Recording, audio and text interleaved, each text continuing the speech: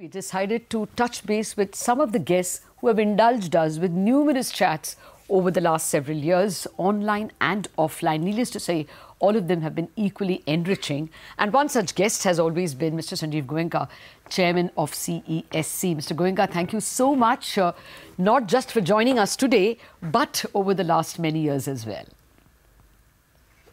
Well, first of all, many good wishes on your 19th birthday. I think it's been an awesome 19 years.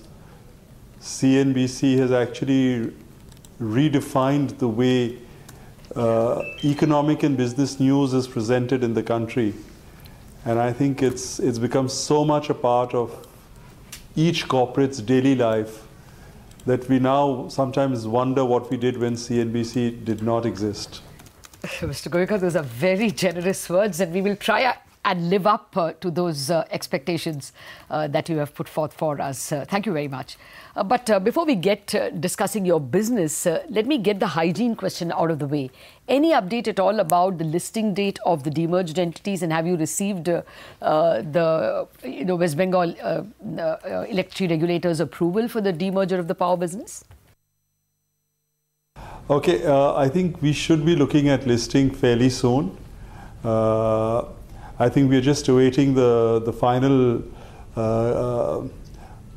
procedural clearance, and it should happen. So I think maybe another 4 weeks, and I think we should be seeing that. But that's an estimate. It could be 5, it could be slightly less, but sometime in January, I think you should see that. So that is as far as the listing is concerned. And I think we would expect the clearance from on the PPA from the regulators soon. I can't really put a time to it, but hopefully soon. And thereafter, we will move with that as well. Mr. Goenka, good morning. Thank you for joining us on a special day. So you're still working with the original plan of splitting the generation and the transmission business, or have you put that on hold, as some analysts had suggested earlier? No, I think the conditions under which we considered demerger of generation and distribution still remains valid. And so yes, we are going to go ahead with that, yes. And the idea is eventually to integrate all our distribution entities under one and integrate all our generation entities under one entity. And so that, I think, is another important thing that we would like to do as step 2.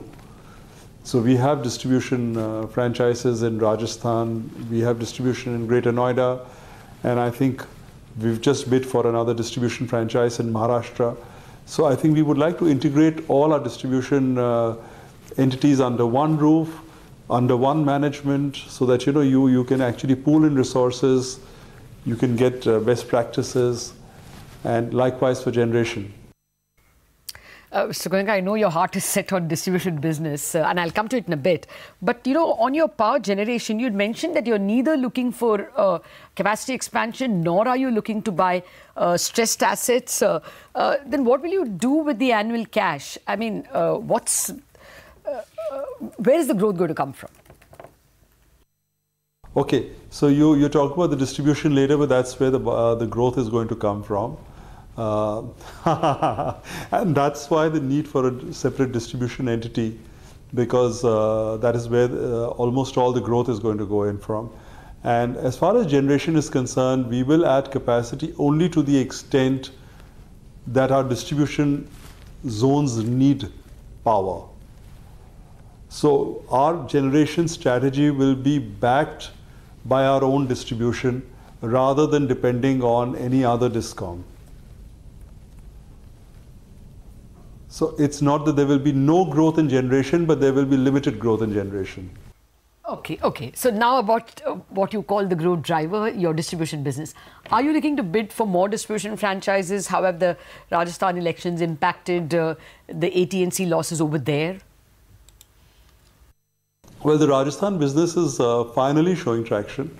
The losses are coming down steadily. I think it took us a little while for people to understand the language, the dialect, the psyche of people in Rajasthan. And I think now that the team has begun to understand that, results are fairly visible.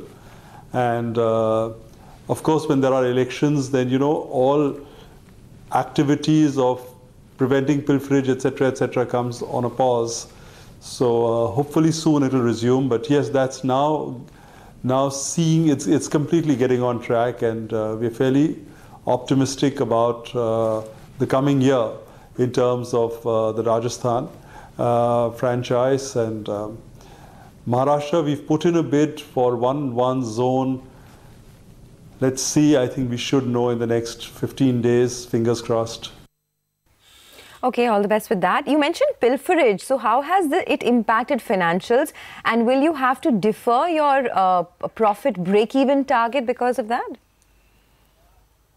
I think it gets deferred. Maybe, I mean, you know, the activities that would have happened in November and December ordinarily in terms of police support and administration support and all gets deferred. So I think that will probably, November, December was like at a pause. January will again resume. So what is the current break-even target, the internal target that the company is working with? I think we are breaking even now. So November should have been a break-even month. And I think going forward, it should be pretty much like that. Okay, now let me ask about the category which is grabbing all the eyeballs, your 2Yum product, your FMCG business. What's the profit run rate like? And given, you know, high ads, distribution cost, just tell us about your new launches. So we are now at a beat rate of roughly about 600 crores annualized. We are just launching a new product. We've just launched, in fact, last week, which is Karare. It's baked. It's an extrude. It's baked. I mean, to my mind, it is the best product that we've launched so far. We've launched several products, all of which are doing well. But I think, yeah, but this is probably the best. And it's a category that's extremely strong, sells very well, and the first time a baked product in that category is being launched. So we are very optimistic and bullish about it. And it's called Karare. So it's something that we are very optimistic about. And yes, you're right that we are not covering our advertising and marketing expenses at this point in time. But hopefully from around June of next year, we should be in a position to cover that. And then I think it's achhe din. We're growing about 15 to 18% month on month, and we hope that we'll keep up that number. Okay, well, you know, not just eyeballs that you're grabbing taste buds as well, right, with the new launches. But while we are on the subject of a stake sale of First Source, any plans to offload stake there? And how is that business doing in general? First Source is doing well, and we have now engaged McKinsey to see what we can do to develop that business further. It's now not about growing from where we are by 10-15% on our bottom lines, which will happen. But the idea is to see how do we grow exponentially, and how do we actually increase our sales by 15% every year, and how do we get to 700-800 crores profit in the next 3 to 4 years. And that is an exercise that McKinsey is helping us with. And I think that exercise will be pretty much on for the next 6 months. And so it'll involve fairly dramatic decisions, including upscaling our team and getting into AI and robotics and in a much stronger way, and which is what we will do. Okay, and finally, Mr. Goenka, there have been rumors for QIP in Philips Carbon. Any updates? Well, actually, we just wanted to add, lots of people have been asking me that is there going to be a public issue or a QIP in Philips Carbon Black? And I wish to categorically state at this point in time, there is no plans for any such thing. So there is no further equity dilution envisaged at this point in time. Okay, Mr. Goenka, we'll let you go on that note. Thank you so much for taking the time out and speaking to us.